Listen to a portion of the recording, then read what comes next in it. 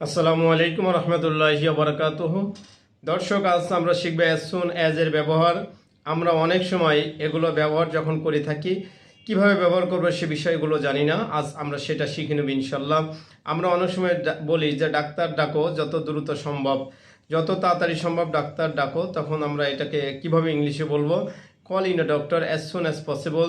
যত দ্রুত সম্ভব বা যত তাড়াতাড়ি সম্ভব ডাক্তার ডাকো। Call in a doctor as soon as possible.